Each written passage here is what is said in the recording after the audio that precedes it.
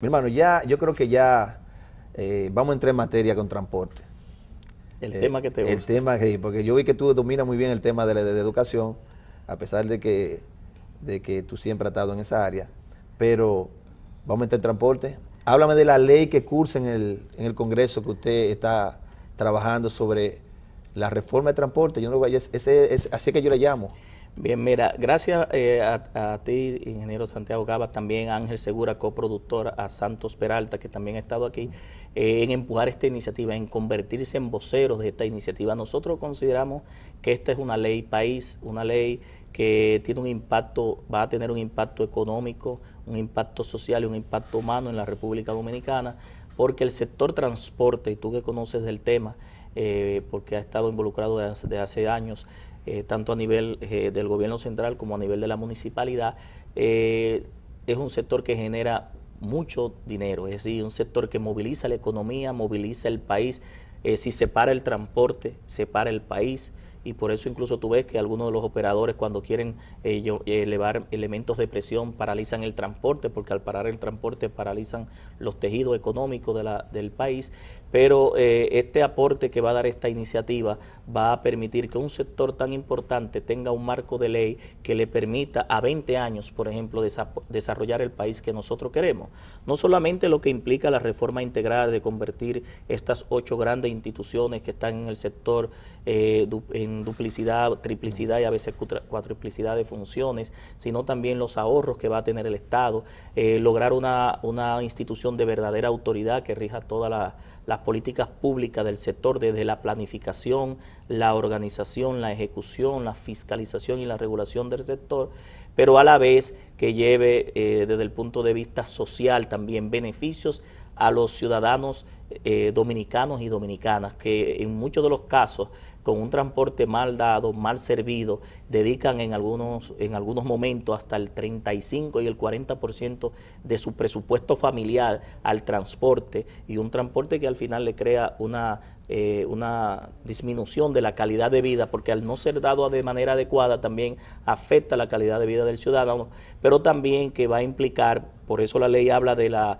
parte de la seguridad vial, una política que lleve a reducir, ingeniero Cava, los accidentes de tránsito, es decir, de nosotros lograr una verdadera seguridad vial en las vías públicas, donde el eje principal que contribuye a esos accidentes somos nosotros, el factor humano. Es decir, se dice que en los accidentes el factor humano es el 90%, y sobre eso esta ley habla muy claro, habla de la capacitación como herramienta esencial para la prevención. Mientras más invierten los estados en la educación para la prevención, menos tienen que invertir en la parte represiva y correctiva. Como dice un dicho por ahí, si educas al niño no tienes que castigar al hombre. Así es. En ese Así sentido, es. esta iniciativa lleva a la Así educación, y ya que estamos hablando del tema de educación, la educación vial como contenido obligatorio, curricular en las escuelas y en los colegios, para aspirar a una nueva generación de ciudadanos, pero a la vez establece la Escuela Nacional de Educación Vial, que va a establecer los contenidos tanto para la educación inicial, la educación primaria y media, pero también para las escuelas privadas de choferes, tanto de vehículos livianos como de vehículos pesados, pero a la vez también permitir lo que se llama por vez primera la profesionalización de las licencias de conducir, es decir, que una persona... Tú dominas bien ese tema, tú fuiste director de tránsito. Sí, una persona que va a dedicar la licencia de conducir para ganarse la vida, pues debe dársele una acreditación especial, aparte de los exámenes teóricos y prácticos,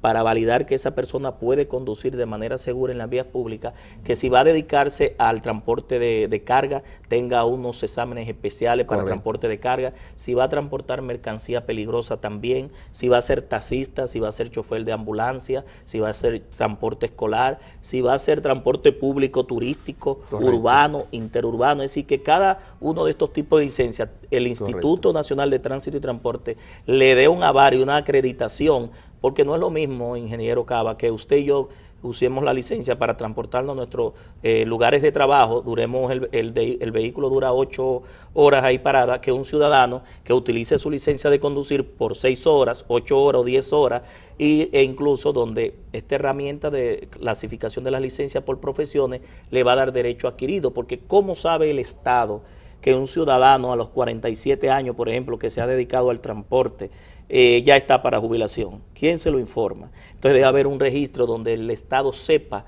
que esa persona es taxista, que transportaba mercancía peligrosa, de carga. Y darle sus beneficios. Y los beneficios que van agregados a la seguridad social. Esta ley va a promover que los transportistas se conviertan en empresas privadas y le garanticen la seguridad social a los transportistas, a los operadores, a los choferes, a los pitchers, como ellos le llaman, sí, pero también que le garantice su pensión, una pensión digna que después de un tiempo pues ellos puedan sentirse seguros de que el Estado junto con el sector privado le garantizaron una pensión digna. No, y eso es lo que se hace en la mayoría de países. Estuvimos ahí comentando ya que aquí en Guatemala se le da 16 salarios, pero señores, necesitamos una breve pausa, no cambien, para seguir con nuestro hermano y amigo el diputado Tobías Crespo. En el aire, política de transporte.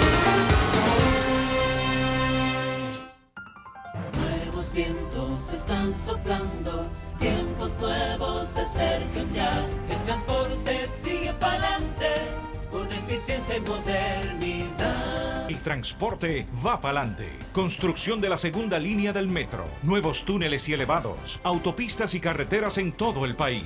Y en OMSA, implementación del sistema de pago con tarjeta sin intermediarios ni efectivo, estabilidad y frecuencia en los corredores y uso de carriles exclusivos, adquisición de autobuses de gas natural y conversión al mismo de nuestra flotilla vehicular. OMSA. Yo amo mi ciudad limpia con todo mi corazón y lo demuestro tirando la basura al zafacón. Una ciudad limpia es una ciudad ejemplar. En la casa, en la oficina, en el parque y en la escuela, en la playa, en la piscina, en la calle, donde quiera. Es cuestión de educación, la basura al zafacón. Yo amo mi ciudad limpia. Y yo también. Liga Municipal Dominicana, por una ciudad más limpia, solidaria y ordenada. Habla Antonio Marte, presidente de CONATRA. Preocupado por la seguridad del país, te invito a montarte en un taxi amarillo llamando a tu empresa favorita. En el aire, política de transporte. Continuamos con la entrevista. Mi hermano, hay un tema muy importante que yo creo que tú me lo desarrolles, porque tú fuiste director de tránsito. Eso, ahí tú desarrabalizaste, ahí tú organizaste, ahí no hay macuteo, ahí uno de los puntos más importantes en tu trayecto por esa institución fue como tú desarrabalizaste eso. Yo creo que tú me un breve resumen, breve, sobre tu paseo por ahí. Mira, nosotros llegamos a Tránsito Terrestre en el año 2004, donde el presidente de la República nos designa como director general de Tránsito Terrestre. Un gran reto para nosotros porque nunca habíamos dirigido una institución pública, nos habíamos dedicado toda nuestra vida en el sector privado y a nivel académico también en diferentes universidades, pero un reto que nosotros como nueva generación de políticos aceptamos y empujamos una serie de transformaciones y de modernizaciones que llevó a implementar en la Dirección de Tránsito Terrestre lo que se llama un gobierno electrónico. Nosotros demostramos durante nuestro paso por 6 años allá que lo que hemos aprendido en el sector privado puede aplicarse de manera decidida si hay voluntad en el sector público. E incluso fuimos nominados al premio a la calidad y a la excelencia que otorga el presidente de la República en el año 2010 como una institución de excelencia y de calidad a nivel de servicios públicos. Y eso lo hicimos con un equipo de trabajo que nos acompañó del Partido de la Liberación Dominicana, que produjimos esos resultados alrededor de 27 proyectos, donde en primer lugar logramos implementar un nuevo sistema de licencia de conducir, un sistema que lleva la huella dactilar, el sistema biométrico, como parte fundamental del documento, y ahí estábamos eliminando muchas cosas, ingeniero Cava. Primero, las personas tenían que ir personalmente, valga la redundancia. Antes se podía mandar licencia a Estados Unidos, los hijos de papi y mami, de empresarios, de gente importante. VIP se la llevaban. No tenía que coger ni teórico ni práctico. Es decir, cuando implementamos el sistema biométrico, ahí mismo se acabó. Nosotros veíamos jóvenes que después de salir de sus estudios de su universidad en la tarde pasaban por allá y era obligatorio y es obligatorio poner la huella dactilar en cada parte del proceso, lo que obligó a que los ciudadanos tengan que ir no solamente para obtener la licencia por vez primera, para hacer un cambio de categoría para el examen práctico, sino también para la renovación y para el duplicado por pérdida. La introducción de la huella dactilar incluso fue modelo para que otras instituciones tomaran el sistema biométrico y ya lo están implementando como parte de su base de datos, es decir, ahí se logró tener alrededor de 2 millones y pico de huella dactilar bajo un esquema tecnológico que se llama PDF-AFIS, que identifica al ciudadano y lo diferencia de los demás a través del sistema de la huella dactilar, que es irrepetible en cuanto a los ciudadanos, pero a la vez nosotros logramos volver a reaperturar los centros comerciales para que los ciudadanos volvieran por ejemplo, a los centros cuando vaya a un moro, a un sitio a hacer sus compras, pues también pudiera renovar la licencia de conducir y era de lunes a domingo, es decir, todos los días de fiesta hasta las 7 de la noche. Ir a renovar cualquiera. Todavía están ahí, que es parte de esos logros, pero también nosotros además tratamos de llevar con oficinas móviles que todavía están aprovechándose lo que se llaman las oficinas móviles de tránsito terrestre, donde se lleva la licencia, los servicios de licencia a las diferentes provincias, yo vi por Asua, a los municipios. En Asua y en un par de... Yo llegué se llevan a muchas ferias, a muchas actividades masivas, pero también hay una móvil especial, dejamos una móvil especial para los motoristas y los motoconchistas, para que fuera... ¿Se sacó licencia especial para los motoconchos? Sí, la ley manda licencia categoría 1 para el motoconcho, pero a la vez también nosotros logramos y eso fue con el apoyo del ministro de ese entonces, que hoy es ministro de nuevo de las Fuerzas Armadas, Cifrido Párez Pérez, y con el licenciado, el doctor Franklin Almeida, un acuerdo en el cual los policías y los militares tuvieron y tienen que ir a tránsito terrestre a sacar la licencia. Antes la policía y las Fuerzas Armadas, con tú decir que yo era cabo o sargento, te daban una licencia sin ningún requisito, sin saber conducir, sin coger exámenes teóricos, ni prácticos, ni examen médico, pero a partir de ese momento, del año 2005, creo que fue al año siguiente o en el 2006, estos acuerdos con estos dos ministros nos permitió exigirle a los policías y los militares, porque ellos matan gente igual que los civiles, es decir, que los requerimientos para estos ciudadanos deben ser iguales que para los civiles. Esos son los problemas. Y ha sido un paso de avance, porque pasamos a los policías y a militares a un proceso igual que los civiles, donde tienen que coger un teórico, un práctico, coger una charla, hacer la depuración, pero también la huella dactilar, el examen médico, es decir, que son las mismas exigencias que para un civil, y lograr una base unificada de licencias de conducir, porque incluso habían ciudadanos que tenían licencias policiales y civiles y utilizaban, dependiendo de la conveniencia, la que les resultara más satisfactoria para los intereses, y eso no debe ser así. Si usted tiene un permiso para conducir, no importa su rango, si es su estatus, si es civil o militar, la licencia es una. Y ya está retirado porque se queda con la licencia, seguramente. Entonces ese proceso logramos avanzar en esto en cuanto a los organismos castrenses y policiales, pero a la vez también nosotros logramos documentos, por ejemplo, que duraban 7 días, 10 días fuera de la institución, logramos darlo allá, como en la certificación de no antecedentes penales, que a un ciudadano a veces hasta no iba a hacer la licencia de conducir por lo traumático que era ir a las diferentes fiscalías. Logramos, en acuerdo con la Procuraduría General de la República, una oficina conectada en línea, y en menos de 15 minutos al ciudadano se le depura y se le entrega esa certificación y compra el impuesto en el banco y empieza a hacer el proceso. Pero todavía también yo vi algo, yo tengo unos hermanos y hermanas en España, y yo pude visualizar que en España le duraba 6 meses la licencia, él la sacó aquí, se fue y allá pudo conducir por 6 meses. ¿Cuál fue el acuerdo que tú hiciste internacionalmente? No, mira, la licencia, no solamente con España, la ley establece que cuando uno tiene una licencia dominicana puede conducir en cualquier otro país que sea parte de las Naciones Unidas por 3 meses. Ahora, en Europa entero. Cualquiera de los países que sean parte de las Naciones Unidas. Ahora, ¿qué fue lo que se logró? El presidente Leonel Fernández había prometido a los dominicanos en España un acuerdo de homologación de licencias. El presidente logró firmar ese acuerdo con el presidente Zapatero.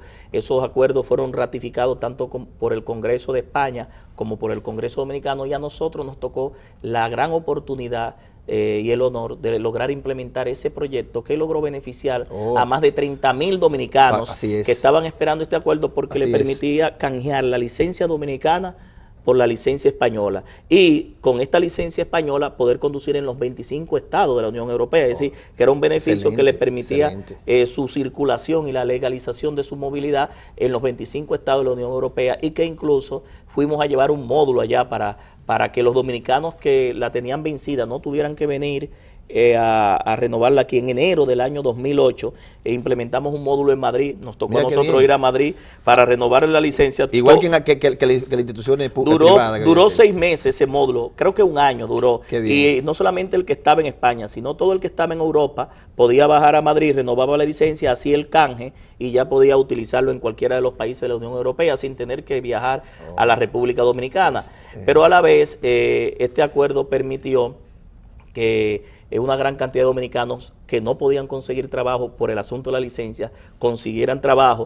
Y el que tenía trabajo, al homologarla, aumentaba sus ingresos, porque ya si trabajaba, por ejemplo, no podía trabajar como chofer, ya podía trabajar como chofer, podía tener una posición menos calificada, y ya al tener la licencia de conducir le permitía aplicar para la conducción, le legalizaba, una fuente de empleo, le legalizaba su estatus legal de conducción y le permitía una fuente de empleo. Este acuerdo fue tan satisfactorio que nosotros recibimos una certificación a través de la embajada, del embajador en ese tiempo, González Pons, de reconocimiento, no solamente por la pulcritud, sino por la agilización y por la forma tan organizada y honesta en cual se desenvolvió ese acuerdo de homologación, que ninguna licencia con problema pudo pasar en la homologación. Es decir, que el gobierno de España, a través de la Dirección General de Tráfico, le mandó una notificación vía Cancillería reconociendo este proceso al gobierno dominicano. Es decir, que en la Dirección de Tránsito Terrestre durante ese tiempo también logramos algo que no se ve. Una vez en una entrevista me preguntaron que de los 27 proyectos de transformación y de modernización que nosotros dejamos allá, que cuál era el más importante para mí, y yo le dije que no se veía, que era el lograr una filosofía de calidad y de atención al ciudadano en los empleados que yo tenía en la institución. ¿Por qué? Porque el que llegaba allá veía que la institución había cambiado, pero no por la pintura, no por el aire acondicionado, no por la tecnología que estaba ahí, que la transformamos, no por la rotulación y la señalización que le decía los pasos del proceso, sino que tenía edecanes y ciudadanos que se le acercaban, y convertimos una institución donde se le decía al dominicano contribuyente, la convertimos en donde se le decía el cliente. Es decir, logramos una filosofía en la mente de esos empleados que todavía se conserva, de que el que llegaba allá era un ciudadano que había que atenderlo con un servicio de clase 1A. Mira, yo no quiero que tú te me vaya el programa, yo no quiero que usted se me vaya el programa, señor diputado, amigo, ingeniero. Tu amigo me puede ser tú.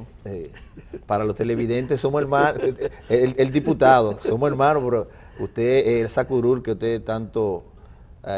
también que la ha desarrollado, te felicito, porque no solamente ha sido en el transporte, en tránsito, y por eso estoy orgulloso de ser del equipo suyo, de esa camada que estamos trabajando. Señores, yo no quiero que tú te vayas sin decirme cuándo se va a aprobar esa ley de transporte, cuándo va a haber esa reforma, que el ingeniero Ángel Seguro y yo queremos, el ingeniero Onésimo González, el ingeniero Mirciade, el ingeniero Ditren, el ingeniero Manuel Rivas, una serie de profesionales que soñamos con que esa ley ya sea aprobada. Sabemos que la reforma fiscal va primero, pero danos fecha. Bien, muy importante esa pregunta. Como dicen por ahí, primero lo primero, first the first.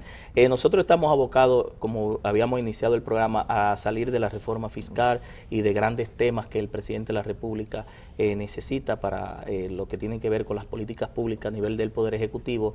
Pero la ley de movilidad, que así se llama, ley de movilidad, transporte terrestre, tránsito y seguridad vial, que descansa en la Cámara de Diputados, en la subcomisión que está dirigida por el diputado Ricardo Contreras, que aquí quiero agradecer el gran esfuerzo que ha cogido esa ley como si fuera de él también. En un momento yo llegué a pensar que él iba a ser el padre, pero me dijo, no, yo soy el padrino. Entonces ha logrado llevar esta ley y ya hemos consensuado, ingeniero Cava, con casi todos los sectores. Solamente nos falta entrevistar a los nuevos funcionarios que el presidente Medina designó, al jefe de la policía, al de Politul, al secretario general de la Liga Municipal Dominicana y al presidente de FEDOMO. Ya con estas consultas y unas vistas públicas que tenemos planteado para los próximos meses, nosotros cerramos el ciclo y nos aprestamos a preparar un informe al hemiciclo para que conozca de este informe. Debo decirte que todas las instituciones que nosotros hemos concertado a nivel del Estado como fuera del Estado, instituciones que no son privadas, también sin fines de lucro, que están interesadas en el sector. Nadie se ha opuesto a esta iniciativa. Es una iniciativa que de manera transversal toca demasiados sectores, afecta muchos intereses y nosotros estamos conscientes del impacto de esta, pero esto es una ley país, es una ley que la está reclamando todos los dominicanos y dominicanas, porque te decía que incluso cuando hablaba del factor económico, social y humano, aquí se nos está perdiendo nuestra juventud de los 14 a los 35 años en luto, en heridas, en dolor, en llanto, con los accidentes de tránsito que se ha convertido en la principal causa de muerte violenta y en la tercera a nivel de salud. Y lo económico también. Y el impacto económico. Por ejemplo, en los hospitales se dice que los estados como nosotros en vías de desarrollo se gasta el 2% del Producto Interno Bruto en el sistema sanitario. 1.000 millones de pesos el director del hospital Darío Contreras. Pero nada más el Darío Contreras, sin indicar los otros hospitales traumatológicos, las clínicas privadas y los otros hospitales de atención. Mi hermano, el tiempo es muy corto en la televisión. Con usted necesitamos 2 horas para desarrollar el tema. Señoras y señores, gracias por el privilegio que nos dan en estar con nosotros. Le decimos hasta la próxima. Gracias. Y hasta aquí, Política de Transporte, un espacio para analizar y aportar soluciones a la problemática del tránsito y el transporte de la República Dominicana. Análisis, entrevistas, reportajes. Política de Transporte fue una producción del ingeniero Santiago Cava para Cinevisión Canal 19.